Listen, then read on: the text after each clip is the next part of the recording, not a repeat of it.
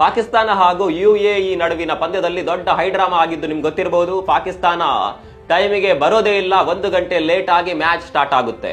ಪಾಕಿಸ್ತಾನಕ್ಕೆ ಯಾವ ಮಟ್ಟಿನ ಅಹಂಕಾರ ಇತ್ತು ಅಂದ್ರೆ, ನಾವು ಈ ಮ್ಯಾಚ್ ಅನ್ನ ಬೈಕಾಟ್ ಮಾಡ್ತೇವೆ, ಭಾರತ ನಮ್ಮ ಜೊತೆ ಹ್ಯಾಂಡ್ ಶೇಕ್ ಮಾಡಿಲ್ಲ, ಇದಕ್ಕಾಗಿ ರೆಫ್ರಿಯನ್ನ ಅಮಾನತು ಮಾಡಬೇಕು, ಭಾರತದ ವಿರುದ್ಧ ಯಾವುದೇ ಕ್ರಮ ಕೈಗೊಂಡಿಲ್ಲ, ಒಂದು ವೇಳೆ ಅವರೇ ರೆಫ್ರಿ ಆದ್ರೆ ನಾವು ಆಡೋದೇ ಇಲ್ಲ ಅಂತ ಪಾಕಿಸ್ತಾನ ಅಹಂಕಾರದಿಂದ ಮೆರೆದಾಡ್ತಾ ಇತ್ತು. ಇದೇ ಕಾರಣಕ್ಕೋಸ್ಕರ ಅವರು ಹೋಟೆಲ್ನಿಂದ ಗ್ರೌಂಡ್ಗೆ ಬಂದಿರೋದೇ ಇಲ್ಲ. 1 ಗಂಟೆಗಳ ಕಾಲ ಪಂದ್ಯಾಟ ಲೇಟ್ ಆಗುತ್ತೆ. ಮತ್ತೆ ಪಾಕಿಸ್ತಾನದವರು ಪಂದ್ಯಾಟ ಆಡೋದಕ್ಕೆ ಬರ್ತಾರೆ. ಯಾಕೆ ಅನ್ನೋದು ತುಂಬಾ ಜನಕ್ಕೆ ಗೊತ್ತಿರ್ಲಿಕ್ಕಿಲ್ಲ. ಅಷ್ಟು ಜಿದ್ದಿಗೆ ಬಿದ್ದಂತ ಪಾಕಿಸ್ತಾನ ಮತ್ತೆ ಬಂದು ಪಂದ್ಯವನ್ನ ಆಡಿದ್ದು ಯಾಕೆ ಗೊತ್ತಾ? ಒಂದು ವೇಳೆ ಪಾಕಿಸ್ತಾನ ಬರದೇ ಇದ್ರೆ ಏಷ್ಯನ್ ಕ್ರಿಕೆಟ್ ಕೌನ್ಸಿಲ್ ಹೇಳಿತ್ತಂತೆ, ನೀವು ಬರೋದಾದ್ರೆ ಬನ್ನಿ, ಬೈಕಾಟ್ ಮಾಡೋದಾದ್ರೆ ಮಾಡಿ, ಆದ್ರೆ ಒಂದು ವೇಳೆ ಬೈಕಾಟ್ ಮಾಡಿದ್ರೆ 150 ಕೋಟಿ ರೂಪಾಯಿ ದಂಡ ಕಟ್ಟಬೇಕು ಅಂತ ಎಸಿಸಿ ಹೇಳುತ್ತೆ.